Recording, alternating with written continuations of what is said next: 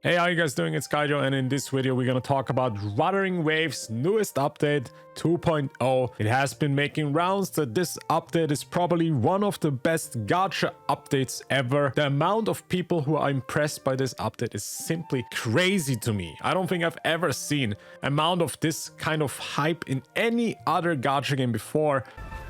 Oh my god!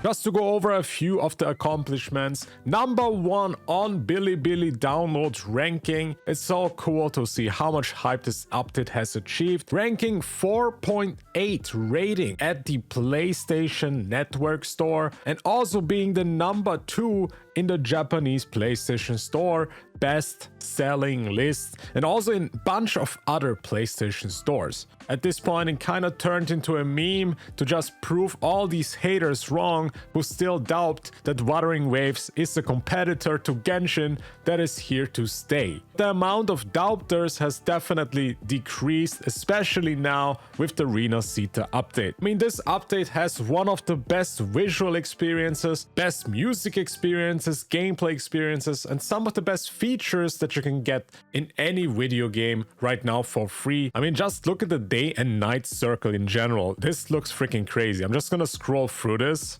Can you see these clouds? Can you see these beautiful landscapes combined with this beautiful effects that are going on? We also got a message from Solon himself, the CEO of Kuro Games, saying that the new version exceeded player expectations. Also mentioning the feedback from the community and surveys highlighted significant improvements in content quantity, quality compared to previous versions, which is just 100% true. Many players out there calling it kind of a relaunch of the game. This update feels like it's a completely new experience, a new game for everybody. And I can definitely see what these people are talking about. I mean, I just want to ask you, in which free-to-play game can you get visuals like this? I don't think there's too many games like that. Many people calling it the Elden Ring of gacha gaming. Having spots like these, having spots like that one with the huge Elden tree, and all these regions and all these locations, even having the perfect music, and what I've experienced so far with not only the main quest scenario, but also just things that you find around the world. There is random world events happening sometimes. Get literally the wow effect just by roaming around. I still did not finish the story, and there's a very simple reason why. All I do is fly around and find random stuff in the open world while staring at the prettiest visuals. It just seems like that many people agree with me that there's so much to see in this update, and you can just not stop roaming around. I love this flying tool. It's freaking fantastic and so much fun. Of course, people also going crazy about Zani and all the other characters. Very, very likable. I think one of the issues that I had with 1.0 was definitely that I did not really like the characters that we had with the 4 stars like Shishia or Yang Yang. Well, they are nice. They were not really mind-blowing. Walking into Rinascita definitely has fixed this issue for me. Having Carlotta with the Shadowheart voice actress in EN,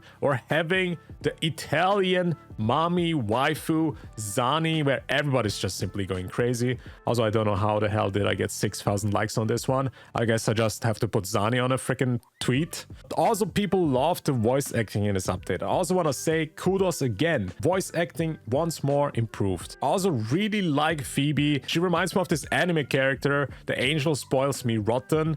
If you guys have seen it, you probably know who I mean. But she's also such an adorable character, and the cast in general is really likable. And of course, we also need to talk about Brand, because he's also part of this huge update. And I do think that definitely the people that were hungry for more dudes in the game were pretty much served with him. It's definitely nice to see that almost all the characters are so well received. Also think that Roshia is a fantastic, likable character, especially the synergy to Brand. A lot of people probably compare this synergy to Alto and Encore, but it's definitely completely way different because Roshi is more like a unempathetic, less emotional character. I do like Roshi a lot. She's very, very cute. I also love the new boss fights, the new challenges, just the open world stuff that you can do, and even the puzzles. Everything so far was so enjoyable. And honestly, it's very hard to put everything into one video because, you know, if you've played this update, there's so much to do and so much to be impressed about. One of my favorite things also in this update is the city. This city is full of passion, full of love. You can see bands playing music